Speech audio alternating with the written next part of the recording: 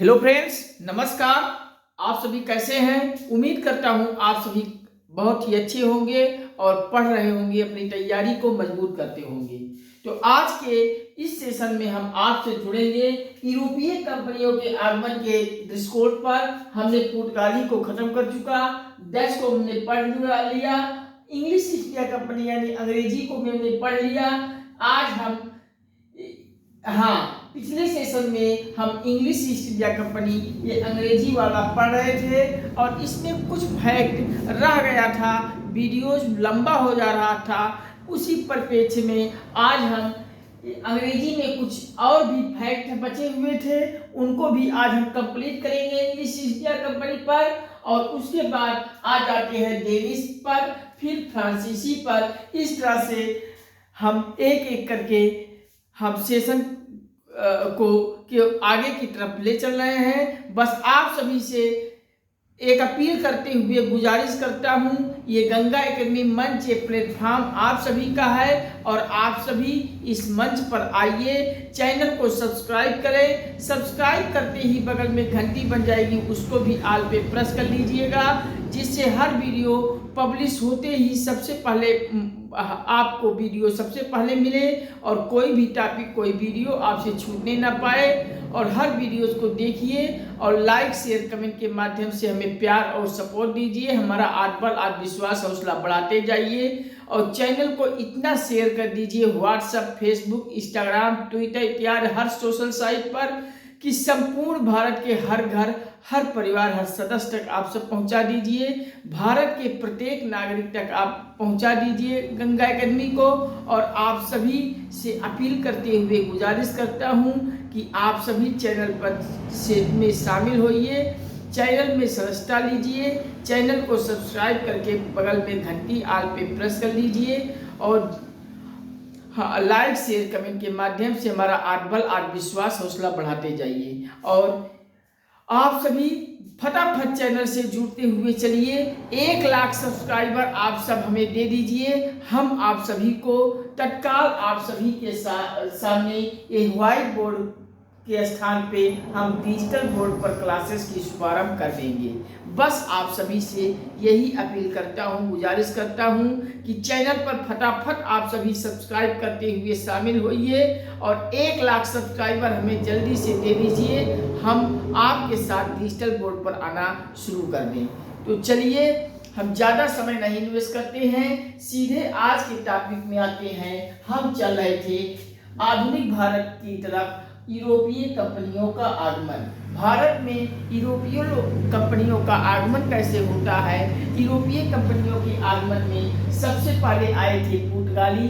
तो पुर्तगाली को हमने पढ़ लिए।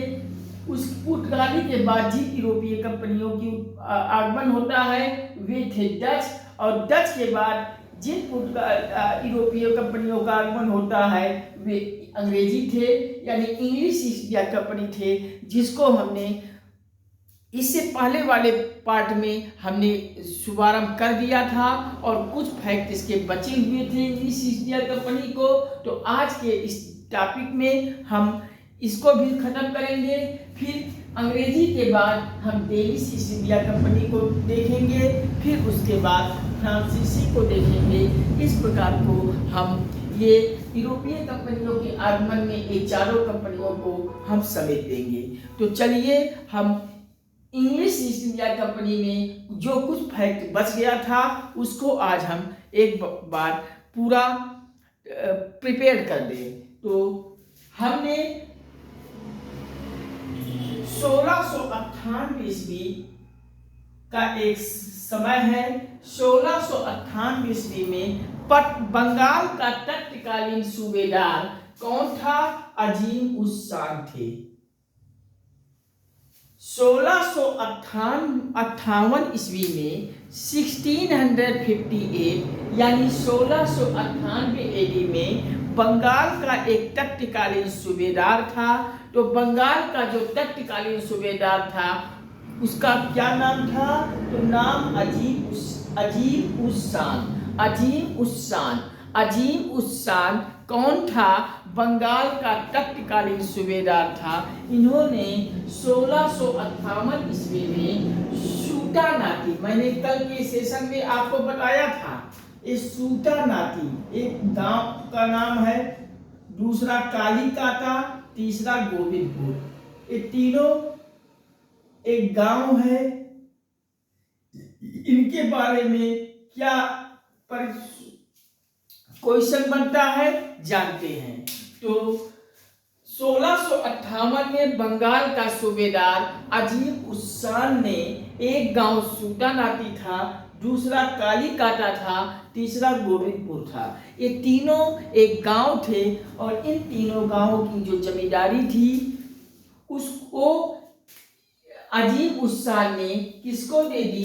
तो मेरे प्यारे बच्चों, ईस्ट इंडिया कंपनी को दे दिए थे। तो एक सूटानाटी, कालीकाटा और गोविंदपुर, ये तीन गांव की जमींदारी को बंगाल का तत्कालीन सूबेदार अजीम उस्सान ने 1658 ईस्वी में किसको दे दिया था? तो ईस्ट इंडिया कंपनी को दे दिया था। क्या भूलेंगे? नहीं भूलेंगे सर, बिल्कुल नहीं भूलेंगे। 1658 ईस्वी में 1658 ईस्वी में बंगाल का, उस समय 1658 में बंगाल का एक सूबेदार था, उस सूबेदार का नाम था अजीम उस्सान। अजीम उस्सान यहाँ पे लिखा हुआ है। अजीम उस्सान बंगाल का एक तत्कालीन सूबेदार था। इन्होंने 1658 ईस्वी में तीन गांव की जमींदारी को east India company, English east India company को प्रदान कर दी थी, यानी कि ये तीनों गांवों की जमींदारी सौंप दी थी। ये तीनों गांव कौन कौन थे? तो पहला सूटानाती, दूसरा कालीकाटा और तीसरा गोविंदपुर। ये तीनों गांवों को याद कर लीजिएगा। सूटानाती, कालीकाटा और गोविंदपुर, ये तीन गांवों की जमींदारी को बंगाल का तत्कालीन सूबेदार अजीम उस्सान ने 1658 ईस्वी में, उस समय 1658 में ईस्ट इंडिया कंपनी को ये तीनों गांव की जमींदारी को सौंप दिया था, यानी कि प्रदान कर दिया था। तो आइए जानते हैं ये तीनों गांव कहाँ पे हैं? सूटानाती, कालीकाटा और गोविंदपुर। आधुनिक जो कोलकाता नहीं है, जिसको आधुनिक कलकत्ता को अब हम कोलकाता पढ़ते हैं ना, तो वही ये तीनों गांव मिलकर आधुनिक कोलकाता बना है, यानी कलकत्ता बना है। तो ये तीनों गांवों को मिलाकर आधुनिक कलकत्ता शहर, आधुनिक कलकत्ता शहर को ये तीनों गांवों को मिलाकर बसाया गया है। तो आज ये कलकत्ता जो आज का जो कलकत्ता शहर बसा हुआ है, ये कलकत्ता कोई और नहीं था, बल्कि ये सूटानाती, कालीकाटा और गोविंदपुर, ये तीनों गांवों को मिलाकर हम आधुनिक कोलकाता पढ़ते हैं, आधुनिक कलकत्ता पढ़ते हैं। तो ये तीन गांव कौन कौन? कालीकाटा, सूटानाती और गोविंदपुर, ये तीनों गांवों को मिलाकर आधुनिक कलकत्ता शहर को बसाया गया है। यहाँ की कोठी फोर्ट विलियम, याद रखिएगा नाम। यहाँ कलकत्ता की जो कोठी है फोर्ट विलियम के नाम से जानी जाती है और इसकी स्थापना हुई है 1699 ईस्वी में। ये सूटानाती, कालीकाटा, गोविंदपुर, ये तीनों गांवों की जमींदारी को बंगाल का उस समय तत्कालीन सूबेदार अजीम उस्सान था 1658 में ईस्ट इंडिया कंपनी को सौंप दी थी। और ये तीनों गांव जो सूटानाती, कालीकाटा, गोविंदपुर, ये तीनों गांव थे, ये आधुनिक कलकत्ता यानी कोलकाता शहर बसाया गया है। यहाँ की कोठी यानी ये कलकत्ता की जो कोठी है फोर्ट विलियम के नाम से जानी जाती है। और फोर्ट विलियम की स्थापना कब होती है? तो 1699 ईस्वी में होती है, 1699। तो फोर्ट विलियम कलकत्ता की कोठी का नाम है और कलकत्ता की कोठी फोर्ट विलियम की स्थापना कब होती है? तो 1699 में होती है, याद रखिएगा मेरे प्यारे बच्चों। अब अगला आते हैं 1717 ईस्वी में। 1717 ईस्वी में एक नेतृत्व है जॉन सुमिरन। तो 1717 ईस्वी में जॉन सुमिरन के नेतृत्व में 1717 ईस्वी में जॉन सुमिरन के नेतृत्व में अंग्रेज व्यापार प्रतिनिधियों का एक दल मुगल सम्राट फर्रुखसियर के दरबार में उपस्थित हुआ था। हमने इससे पहले भी सेशन में मैंने बता दिया हूँ, फर्रुखसियर के दरबार में जब अंग्रेजी प्रतिनिधियों का दल आया था तो उस समय फर्रुखसियर एक गंभीर फोड़े से पीड़ित हुआ रहता था और उस गंभीर फोड़े का इलाज कौन किया था? उन्हीं यूरोपीय कंपनियों के जो व्यापारी कंपनियों का दल था, प्रतिनिधि दल था, उनमें एक सर्जन भी आया था। सर्जन का नाम हैमिल्टन नाम था और वही हैमिल्टन ने सफलतापूर्वक फर्रुखसियर को इलाज कर दिया था। और इलाज जब सफलतापूर्वक उसका कर दिया हैमिल्टन ने, तो फर्रुखसियर इससे खुश होकर एक फरमान जारी करके इनको आदेश दिया था। तो यहाँ 1717 ईस्वी में एक जॉन सुमिरन के नेतृत्व में अंग्रेजी व्यापार का एक प्रतिनिधि दल आया था। अंग्रेजी प्रतिनिधियों का जो दल था उसका नेतृत्व कौन किया था? तो यही जॉन सुमिरन किया था 1717 ईस्वी में। तो 1717 ईस्वी में जॉन सुमिरन के नेतृत्व में अंग्रेज व्यापार प्रतिनिधियों का एक दल मुगल सम्राट में फर्रुखसियर के दरबार में उपस्थित हुआ था। तो फर्रुखसियर कौन था? मुगल सम्राट का शासक था। तो फर्रुखसियर के दरबार में उपस्थित हुआ था। उस समय फर्रुखसियर एक गंभीर फोड़े से पीड़ित था। उस समय फर्रुखसियर इस प्रतिनिधिमंडल में एक एडवर्ड स्टीफेंसन था। ये 1717 ईस्वी में जॉन सुमिरन के नेतृत्व में जो अंग्रेजी व्यापारियों का एक दल मुगल सम्राट फर्रुखसियर के दरबार में उपस्थित हुआ था, उन प्रतिनिधि मंडलों में एक का नाम था एडवर्ड स्टीफेंसन, दूसरा का नाम था ख्वाजा सुहुर्द एक अर्मेनियन दुभाषिया था, तथा तीसरा जॉर्ज हैमिल्टन, यही सर्जन था, यही डॉक्टर था। एक सर्जन डॉक्टर था। ये तीनों जॉन सुमिरन के नेतृत्व में प्रतिनिधि दलों में शामिल थे। 1717 ईस्वी में जॉन सुमिरन के नेतृत्व में जो अंग्रेज व्यापार प्रतिनिधियों का एक दल आया था, इन दलों में ये भी शामिल थे एडवर्ड स्टीफेंसन, ख्वाजा सुहुर्द को एक अर्मेनियन दुभाषिया कहते हैं, और तीसरा जॉर्ज हैमिल्टन था जो एक सर्जन डॉक्टर था। ये आदि लोग शामिल थे। तो उस समय फर्रुखसियर जब ये आए थे प्रतिनिधि दल, तो फर्रुखसियर उस समय एक गंभीर फोड़े में से पीड़ित था।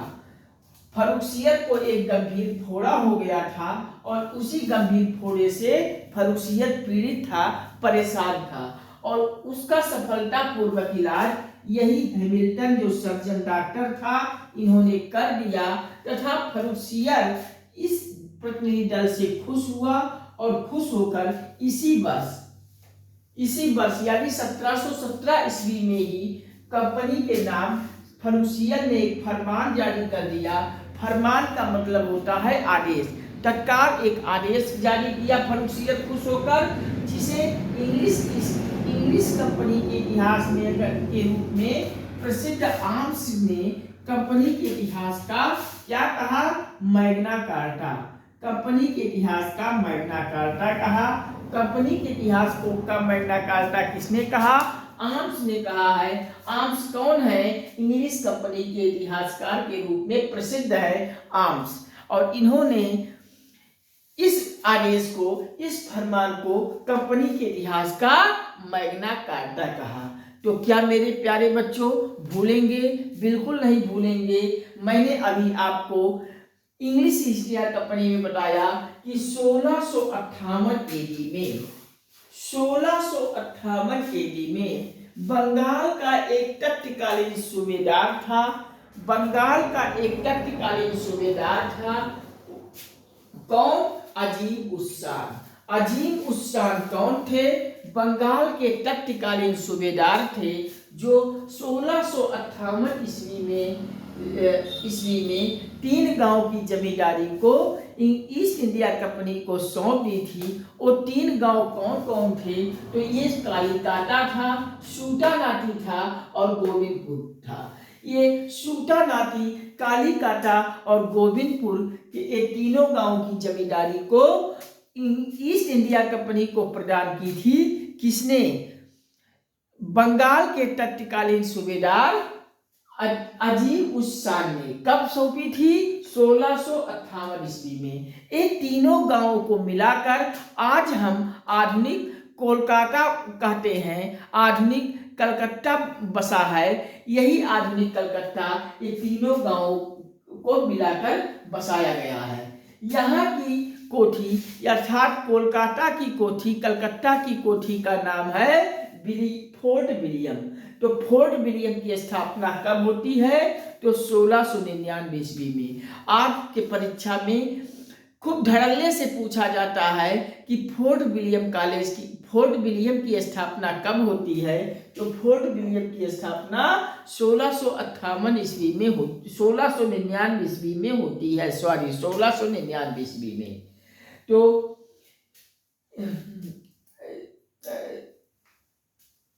के नाम से पुकारा जाता है, जो कि 1700 ईस्वी में ये फोर्ट विलियम जो 1699 ईस्वी में कोठी बना है, ये ईस्ट इंडिया कंपनी का क्या हो गया? मुख्यालय। तो मैंने आपको बताया ये सूटानाटी, कालीकाटा, गोविंदपुर ये 3 गांव थे। तीनों गांव की जमींदारी को बंगाल का तत्कालीन सूबेदार अजीम उस शान ने 1658 ईस्वी में ईस्ट इंडिया कंपनी को सौंप दी थी। और ये तीनों गांवों को मिलाकर आज आधुनिक कलकत्ता बसा है, यानी कोलकाता बसाया गया है। और यहाँ की कोठी फोर्ट विलियम 1699 ईस्वी में स्थापित है। यहाँ कलकत्ता की जो कोठी इनकी बनी हुई है, ये 1699 ईस्वी में फोर्ट विलियम के नाम से बनी है और बनी हुई है। और 1700 ईस्वी में 1699 ईस्वी में कोठी बनी थी, स्थापित हुई थी। और 1700 ईस्वी में ये फोर्ट विलियम कोठी ईस्ट इंडिया कंपनी की मुख्यालय बनता है। ईस्ट इंडिया कंपनी का मुख्यालय कहाँ? कलकत्ता में कौन बना है? तो यही फोर्ट विलियम बना है, जो 1699 ईस्वी में स्थापना हुई थी। ये कलकत्ता शहर में है और कलकत्ता शहर में ईस्ट इंडिया कंपनी का मुख्यालय किसको कहा गया है? तो फोर्ट विलियम में है। 1700 ईस्वी में फोर्ट विलियम को ईस्ट इंडिया कंपनी ने अपना मुख्यालय बनाया था। अगला देखिए, जॉन सुमिरन के नेतृत्व में एक दल आता है 1717 ईस्वी में। तो 1717 ईस्वी में 1717 ईस्वी में जॉन सुमिरन के नेतृत्व में एक अंग्रेजी व्यापारियों का एक प्रतिनिधि दल आता है मुगल सम्राट के दरबार में। किससे मिलता है? फर्रुखसियर के दरबार में मिलता है। फर्रुखसियर के दरबार में उपस्थित होता है। उस समय इस प्रतिनिधि मंडल में 3 का नाम, एक एडवर्ड स्टीफेंसन है, दूसरा ख्वाजा सुहुर्द है। ख्वाजा सुहुर्द को ब्रैकेट में एक अमेनियम दुभाषिया लिख सकते हैं, तथा तीसरा एक जॉर्ज हैमिल्टन है। और जॉर्ज हैमिल्टन एक चिकित्सक था, ये एक सर्जन डॉक्टर था। ये आदि लोग इस प्रतिनिधि मंडल में शामिल थे। जब ये व्यापारी प्रतिनिधि मंडल आया अंग्रेज व्यापारियों का, तो उस समय फर्रुखसियर को एक फोड़ा हो जाती है और उस गंभीर फोड़े से फर्रुखसियर पीड़ित था। और जब पीड़ित था तो इसका सफलतापूर्वक इलाज कौन करता है? तो यही जॉर्ज हैमिल्टन, जो एक सर्जन चिकित्सक था, डॉक्टर था, इन्होंने हैमिल्टन ने इसका सफलतापूर्वक फर्रुशियत का इलाज कर दिया। अब जब फर्रुशियत की फोड़ा ठीक हो जाती है तो इस प्रतिनिधिमंडल, अंग्रेज व्यापारियों के प्रतिनिधिमंडल पर फर्रुशियत होता है खुश, और खुश होकर इसी साल तत्काल एक फरमान जारी कर देता है, आदेश जारी कर देता है, जिसे इंग्लिश कंपनी के इतिहास में अगर कहा जाए तो इंग्लिश कंपनी के इतिहासकार एक प्रसिद्ध हैं, इनका नाम आर्म्स है, और आर्म्स ने इसे कहा है कंपनी के इतिहास का मैग्ना कार्टा।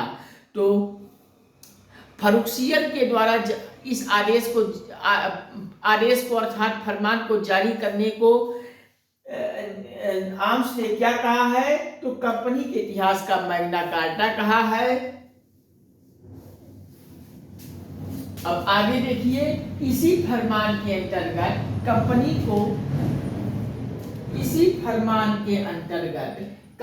को बंगाल, बिहार और उड़ीसा, इसी फरमान के अंतर्गत, इस आदेश के अंतर्गत बंगाल, बिहार, उड़ीसा में 3000 रुपए के वार्षिक, थोड़ा जल भी ले क्या,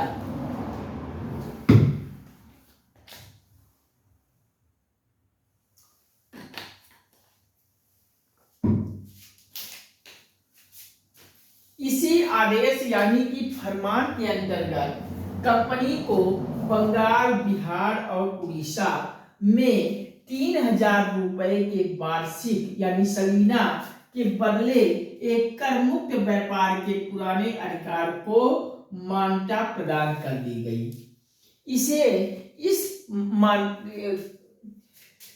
इस कर मुक्त व्यापार को दस्तक यानी कि फ्री पास कहा गया, या तो आप दस्तक भी कह सकते हैं या और इसे फ्री पास भी कहकर पुकारा गया।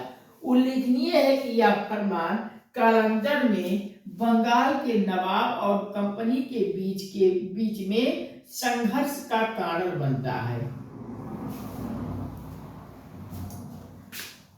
तो ये फर्रुशियत ने जो फरमान जारी किया था, जिसे इंग्लिश कंपनी के इतिहासकार आर्म्स कहते हैं कंपनी के इतिहास का मैग्ना कार्टा, इस फरमान के अंतर्गत कंपनी का बंगाल राज्य, बंगाल प्रांत, बिहार प्रांत और उड़ीसा प्रांत, ये बंगाल, बिहार और उड़ीसा प्रांत में 3000 रुपए के वार्षिक के बदले 3000 रुपए सलीने के बदले में एक कर मुक्त व्यापार के पुराने अधिकार था, जो यहाँ बंगाल, बिहार, उड़ीसा में जो कर मुक्त व्यापार में बिना कर का व्यापार करने का जो अधिकार मिला हुआ था, ये 3000 रुपए के वार्षिक के बदले इस अधिकार की मान्यता खत्म कर दी गई, मान्यता प्रदान की गई। अब जो ये कर मुक्त व्यापार का जो पुराना अधिकार था, इसको 3000 रुपए के सलीना या 3000 रुपए के वार्षिकी के बदले में बंगाल, बिहार, उड़ीसा में कंपनी को व्यापार करने की अनुमति दे दी गई, प्रदान कर दी गई, और इसे इतिहास में दस्तक यानी कि फ्री पास भी कहकर पुकारा जाता है। उल्लेखनीय है कि यह फरमान बंगाल का जो नवाब था, उस समय बंगाल का जो नवाब था और कंपनी के बीच में संघर्ष का कारण बनता है। बंगाल, बिहार और उड़ीसा में, मैंने आपको बताया बंगाल, बिहार, उड़ीसा में इस फरमान के अंतर्गत जो पुराना अधिकार था कर मुक्त व्यापार करने की, इसे 3000 रुपए के वार्षिक के बदले प्रदान की गई। अब इस मान्यता को दस्तक यानी कि फ्री पास भी कहकर पुकारा गया, और उल्लेखनीय है कि इस आदेश यानी कि फरमान को कालांतर में बंगाल के जो उस समय नवाब थे और कंपनी, बंगाल के नवाब और कंपनियों के बीच एक संघर्ष का कारण बनता है, संघर्ष का कारण बनता है। तो मैंने बताया इस फरमान के अंतर्गत कंपनी को बंगाल, बिहार, उड़ीसा में 3,000 रुपए के वार्षिकी के बदले एक करमुक्त व्यापार का पुराना अधिकार की मान्यता प्रदान कर दी गई। अब मान्यता प्रदान कर दी गई तो इसे दस्तक या तो फ्री पास कहकर पुकारा गया। उल्लेखनीय है कि उस समय बंगाल का जो नवाब था और कंपनी और बंगाल के नवाब के बीच एक तनाव हो गई, संघर्ष का कारण बन गया। अब आगे देखते हैं। आगे अब अगला आता है Danish. English east India company अब यही खत्म होती है और अब हम पढ़ना है डेनिश ईस्ट इंडिया कंपनी को। हमने पुर्तगाली को खत्म कर चुका हूँ, डच को भी हमने पढ़ लिया। अब अंग्रेजी यानी इंग्लिश ईस्ट इंडिया कंपनी के भी संबंधित फैक्ट को हमने पढ़ लिया और यहाँ इंग्लिश ईस्ट इंडिया कंपनी भी में बस इतना ही फैक्ट आपके परीक्षाओं के दृष्टिकोण से महत्वपूर्ण है, जो पूछे जाते हैं हमने डिस्कस कर लिया। अब अगला यूरोपियों का आगमन होता है Danish. English east India company के बाद जिन यूरोपीय कंपनियों का आगमन होता है वो कौन था? तो डेनिश ईस्ट इंडिया कंपनी थी। तो ईस्ट इंडिया कंपनी के बाद यानी इंग्लिश ईस्ट इंडिया कंपनी के बाद भारत के अंदर जो यूरोपीय कंपनी आई थी वह कौन थी? वह यही डेनिश ईस्ट इंडिया कंपनी थी। डेनिश ईस्ट इंडिया कंपनी थी। ईस्ट इंडिया कंपनी के बाद भारत के अंदर जो यूरोपीय कंपनी आई थी वह कौन थी? वह डेनिश ईस्ट इंडिया कंपनी किसके बाद आई थी? तो ईस्ट इंडिया कंपनी के बाद आई थी Danish East India company. Danish East India company कहाँ की कंपनी थी? तो यह डेनमार्क की कंपनी थी जिसकी स्थापना होती है 1616 ईस्वी में। Danish East India company Denmark की कंपनी थी और 1616 ईस्वी में डेनिश ईस्ट इंडिया कंपनी की स्थापना होती है। तो याद रखिएगा, ईस्ट इंडिया कंपनी के बाद जिन यूरोपीय कंपनियों की आगमन होती है वो कौन थी? डेनिश ईस्ट इंडिया कंपनी थी। Danish East India company Denmark की कंपनी थी और 1616 ईस्वी में भारत में स्थापित हुई थी, स्थापना हुई थी। भारत में डेनिश ईस्ट इंडिया कंपनी की स्थापना कब होती है? तो 1616 ईस्वी में होती है। और इस डेनिश ईस्ट इंडिया कंपनी का उद्देश्य था कि अन्य कंपनियों की तरह व्यापार करना। डेनिश ईस्ट इंडिया कंपनी का भी यही उद्देश्य था, जैसे पुर्तगालियों का उद्देश्य था व्यापार करना, डच ईस्ट इंडिया कंपनी आई थी उसका भी उद्देश्य था व्यापार करना, ईस्ट इंडिया कंपनी भारत में आई उसका भी उद्देश्य था व्यापार करना। अब डेनिश ईस्ट इंडिया कंपनी का भी व्यापार करना ही उद्देश्य था और व्यापार करने के उद्देश्य से ही आई थी, उद्देश्य से आई थी। तब क्या हुआ? पर इस कार्य में वह ज्यादा सफल ना हो सके, ज्यादा सफल डेनिश ईस्ट इंडिया कंपनी व्यापार करने के उद्देश्य में सफल नहीं हो सकी। अंततः इसने डेनिश ईस्ट इंडिया कंपनी ईसाई धर्म के प्रचार प्रसार तक अपने को सीमित कर लिया था और इससे ज्यादा और कुछ नहीं कर पाया। मैंने पिछले वीडियो में मैंने जब east India company, English east India company को हमने पढ़ा रहा था तो वहाँ हमने आपको एक जानकारी दी थी कि पुर्तगाली company, Dutch company, east India company और डेनिश कंपनी और फ्रांसीसी कंपनी। इन सारे कंपनियों में सबसे अगर कोई मजबूत थी, पावर शक्ति थी, शक्तिशाली थी तो ईस्ट इंडिया कंपनी थी। अंग्रेजी यानी इंग्लिश ईस्ट इंडिया कंपनी सबसे मजबूत थी। इस नाते डेनिश ईस्ट इंडिया कंपनी भी व्यापार करने के उद्देश्य से ही भारत में आई थी, लेकिन ईस्ट इंडिया कंपनी के आगे वो सफल नहीं हो पाई। और जब सफल नहीं हो पाई तो उसने आकर क्या किया, सिर्फ वो अपने ईसाई धर्म के प्रचार प्रसार तक ही सीमित रही और इससे ज़्यादा और कुछ नहीं कर पाई। तो ईस्ट इंडिया कंपनी के बाद भारत के अंदर जिन कंपनियों का आगमन होता है, जिन यूरोपीय कंपनियों का आगमन होता है, वह था डेनिश ईस्ट इंडिया कंपनी। और Danish East India company Denmark की एक कंपनी थी जो 1616 ईस्वी में स्थापित हुई थी। डेनिश ईस्ट इंडिया कंपनी का भी उद्देश्य था व्यापार करने के उद्देश्य से भारत में आई थी, जैसे कि अन्य कंपनियों का उद्देश्य व्यापार करना था। परंतु इस व्यापार वाले कार्य में डेनिश ईस्ट इंडिया कंपनी सफल नहीं हो पाई। अन्यथा वह अपने इस ईसाई धर्म के प्रचार प्रसार तक को अपने को सीमित रखा, इसके अलावा और कुछ नहीं कर पाया। तो Danish East India company Bharat के अंदर अपनी पहली फैक्ट्री कहाँ स्थापित करती है मेरे प्यारे बच्चों? याद कर लीजिए फैक्ट को। तंजौर एक जिला था भारत में। तंजौर एक जिला था और तंजौर जिले के ट्रेंकोवार में 1620 ईस्वी में डेनिश ईस्ट इंडिया कंपनी ने अपनी पहली फैक्ट्री स्थापित करती है। तो Danish East India company Bharat के अंदर,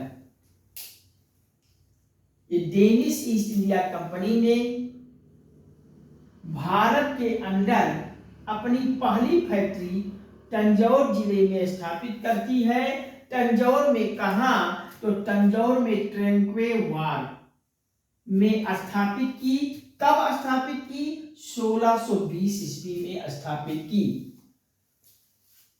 Danish East India company Bharat के अंदर अपनी कंपनी कहां स्थापित की थी? तो याद रखिएगा, डेनिश ईस्ट इंडिया कंपनी ने भारत के अंदर अपनी पहली फैक्ट्री तंजौर जिले में ट्रेंकोवार में, तंजौर जिले के ट्रेंकोवार में अपनी पहली फैक्ट्री स्थापित करती है 1620 ईस्वी में। 1620 ईस्वी सन भी याद कर लीजिएगा, क्योंकि कभी कभी परीक्षा में सन भी पूछ लिए जाते हैं, स्थान भी पूछ लिए जाते हैं। इस नाते सब कुछ आपको मैं 2 बार 4 बार रिपीट कर देता हूँ, जिससे आपके माइंड में सारी चीज़ें घुस जाए और कोई चीज़ भूले ना, कोई फैक्ट। तो याद कर लीजिएगा, Danish East India company Bharat के अंदर अपनी पहली फैक्ट्री स्थापित करती है तंजौर जिले के ट्रेंकोवार में 1620 ईस्वी में। आगे देखिए, बाद में बंगाल का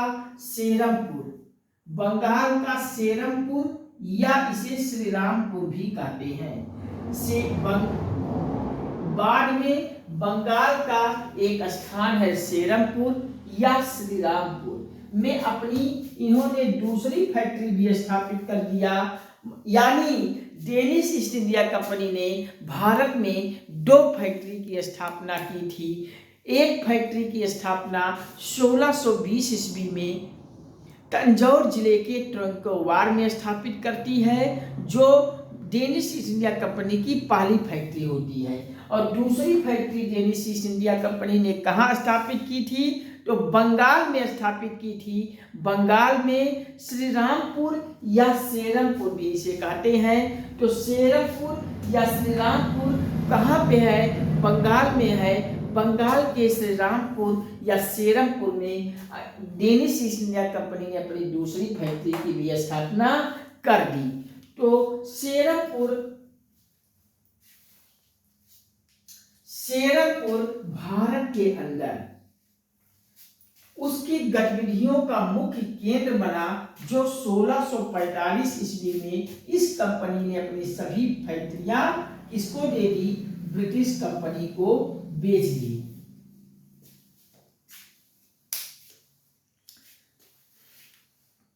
मैंने आपको डेनिश ईस्ट इंडिया कंपनी में बताया कि ईस्ट इंडिया कंपनी के बाद जिन यूरोपीय कंपनियों का आगमन होता है वो थी Danish East India company. Danish East India company Denmark की कंपनी थी जिसकी स्थापना 1616 ईस्वी में होती है। इनका डेनिश ईस्ट इंडिया कंपनी का उद्देश्य अन्य यूरोपीय कंपनियों की तरह व्यापार करना ही था, परंतु ये इस कार्य में अधिक देर तक सफल नहीं हो सके। अन्यथा वे ईसाई धर्म का प्रचार प्रसार तक ही अपने को सीमित कर रखा और डेनिश ईस्ट इंडिया कंपनी ने भारत के अंदर अपनी पहली फैक्ट्री की स्थापित किया था तंजौर जिले के ट्रंकोवार में 1620 ईस्वी में, और दूसरी फैक्ट्री स्थापित कहाँ किया था? बंगाल के सेरमपुर या श्रीरामपुर में। श्रीरामपुर बंगाल के में अपनी दूसरी फैक्ट्री स्थापित किया था Danish East India Company. Serampore Bharat के अंदर डेनिश ईस्ट इंडिया कंपनी के गतिविधियों का केंद्र बना, उसकी गतिविधियों का मुख्य केंद्र बना। सेरमपुर भारत के अंदर उसकी गतिविधियों का एक मुख्य केंद्र बना और 1745 ईस्वी तक आते आते ये डेनिश ईस्ट इंडिया कंपनी अपनी सभी फैक्ट्रियां, जो सभी का मतलब कौन, दो ही फैक्ट्री स्थापित किए थे, तो ये दोनों अपनी सभी फैक्ट्रियां किसको बेच के चले गए थे? तो ब्रिटिश कंपनियों को बेचकर चले गए थे। यानी अब डेनिश ईस्ट इंडिया कंपनी भी चली गई और ईस्ट इंडिया कंपनी बची है।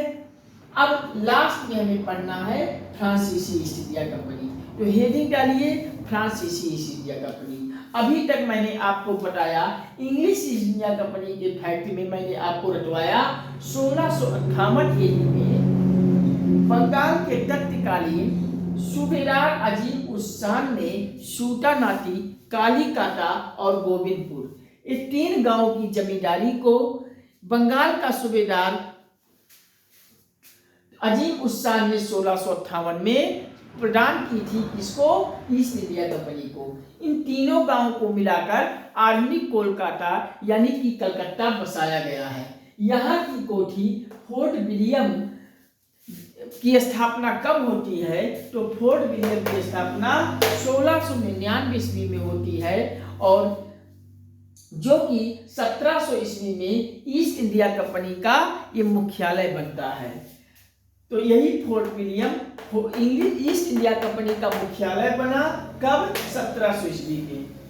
अब 1717 ईस्वी में जॉन सुमिरन के नेतृत्व में अंग्रेजी व्यापारियों का एक प्रतिनिधि दल आता है। किसके दरबार में? मुगल सम्राट फर्रुखसियर के दरबार में उपस्थित हुआ और उसमें इस आता है। उस समय इस प्रतिनिधिमंडल में एक नाम है एडवर्ड स्टीफेंसन आता है, दूसरा ख्वाजा सुहुर जिसको अमेनियम दुभाषिया कहते हैं, तीसरा जॉर्ज हैमिल्टन आदि लोग शामिल थे। जॉर्ज हैमिल्टन को याद कीजिएगा, एक सर्जन, चिकित्सक, डॉक्टर था। ये प्रतिनिधिमंडल जब भारत में आए थे मुगल सम्राट फर्रुखसियर के दरबार में, तो फर्रुखसियर को उस समय एक गंभीर फोड़ा हुआ था और उसी फोड़े से वो था परेशान।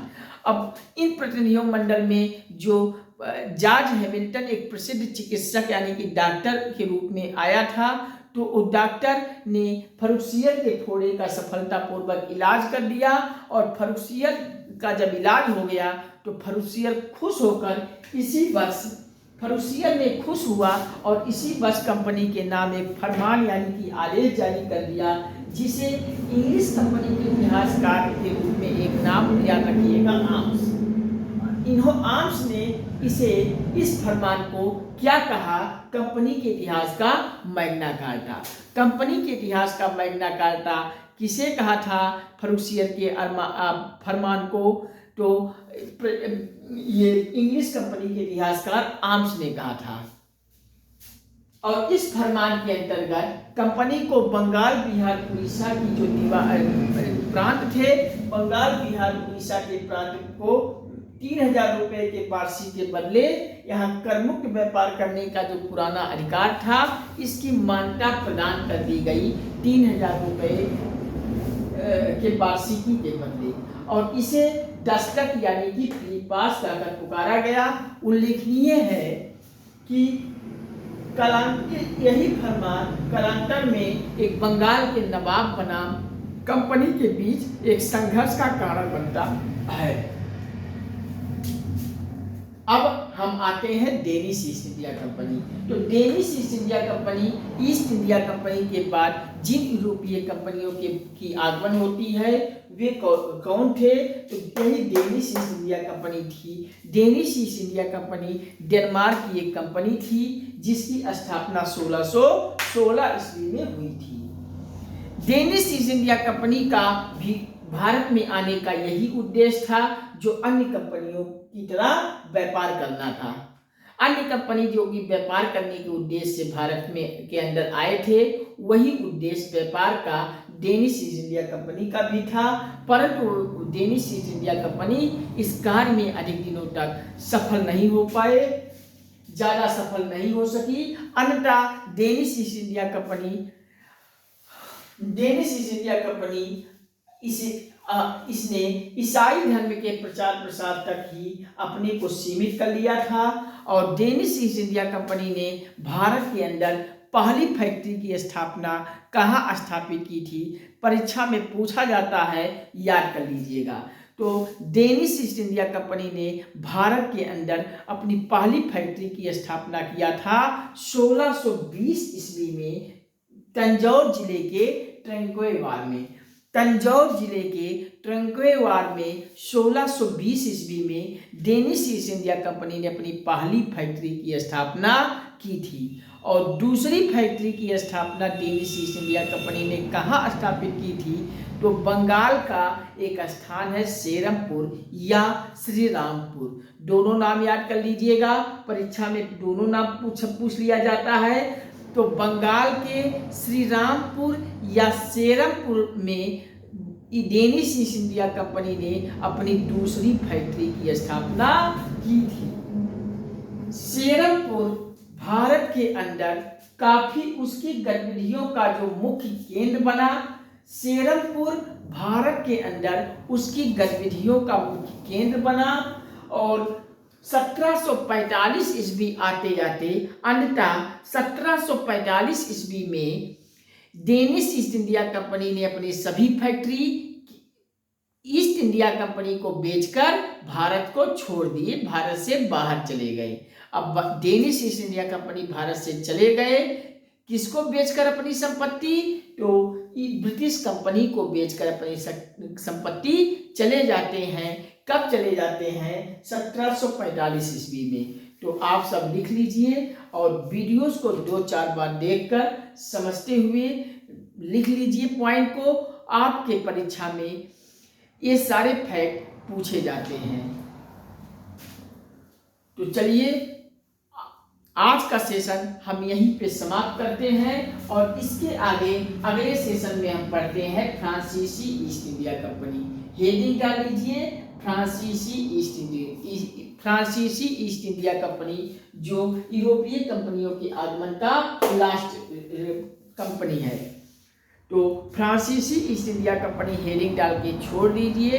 इसको हम बहुत जल्द, इसके आगे के सेशन लेकर बहुत जल्द आता हूँ आप सभी के बीच।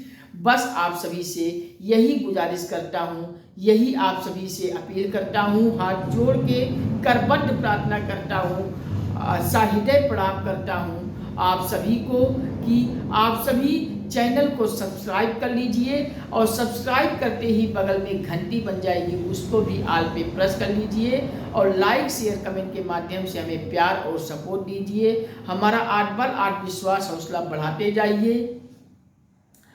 चैनल को इतना शेयर कर दीजिए कि भारत के हर एक नागरिक तक गंगा एकेडमी को पहुंचा दीजिए। हर घर, हर परिवार, हर सदस्य तक पहुंचा दीजिए और आप सभी चैनल से जुड़ते हुए हमें लाइक शेयर कमेंट के माध्यम से प्यार और सपोर्ट देते जाइए। चैनल को सब्सक्राइब कर लीजिए और आप सभी का प्यार और सपोर्ट हमें निरंतर मिलता रहेगा तो संपूर्ण भारत के हर एक क्षेत्र की पूरा फुल सिलेबस के अनुरूप हम आपकी विधिवत तैयारी पूरी कंप्लीट करवाएंगे। पूरा पीडीएफ भी आप सभी को निःशुल्क मिलेगी। आप सभी जल्द से जल्द फटाफट चैनल से जुड़ते हुए हमें 1 लाख सब्सक्राइबर दे दीजिए। हम तत्काल आप सभी को डिजिटल बोर्ड के साथ क्लासेस का शुभारंभ कर देंगे और सारी क्लासेस के हर एक विषय के बेहतर से बेहतर एजुकेटर को आमंत्रित करके एक सुसंगठित ढंग से पूरी कंप्लीट तैयारी करवाने को प्रतिबद्ध हो जाऊंगा आप सभी के साथ। तो फटाफट आप सभी चैनल से जुड़ जाइए और हमें 1 लाख सब्सक्राइबर जल्द से जल्द दे दीजिए। यही आप सभी से अपील है, प्रार्थना है। आप सभी का सब्सक्राइब करने में कोई पैसा नहीं जाता है, वीडियोस देखने में कोई भी पैसा नहीं लगता है, तो प्लीज़ इतना आप सब कर दीजिए। बाकी हम आप सभी के साथ आजीवन हूँ और आप सभी को पूर्णतया निःशुल्क रूप से संपूर्ण भारत की हर एक तैयारी, हर एक प्रतियोगी परीक्षाओं की पूरी कंप्लीट तैयारी, पूरा फुल पाठ्यक्रम के अनुरूप सब पीडीएफ सहित हम आपकी तैयारी को करवाने के लिए प्रतिबद्ध हूँ आपके साथ। बस आप सभी फटाफट मेरे साथ जुड़कर हमें 1 लाख सब्सक्राइबर दे दीजिए। आप सब सब्सक्राइब कीजिए फटाफट और 1 लाख सब्सक्राइबर हमें दे दीजिए। चैनल को हर जगह शेयर कर दीजिए, व्हाट्सएप, फेसबुक, इंस्टाग्राम, ट्विटर इत्यादि हर सोशल साइट के ग्रुपों में, और भारत के हर नागरिक तक, संपूर्ण भारत के हर घर, हर परिवार, हर सदस्य तक गंगा गर्मी पहुँचाकर फटाफट चैनल को सब्सक्राइब करके 1 लाख सब्सक्राइबर हमको दे दीजिए। हम आप सभी की पूरा व्यवस्थित रूप से डिजिटल बोर्ड के साथ सभी कक्षाओं का शुभारंभ करेंगे। बस आप सभी हमारा यही प्यार और सपोर्ट देते जाइए। फिर मिलते हैं इसके आगे के टॉपिक में बहुत जल्द। तब तक के लिए नमस्कार। Thank you watching for this video. जय हिंद, वंदे मातरम, जय श्री राम, राधे राधे, जय श्री राम, राधे राधे, हर हर महादेव, हर हर गंगे, बब्बा। Thank you very much. आप सभी को फिर मिलता हूँ बहुत जल्द। बब्बा।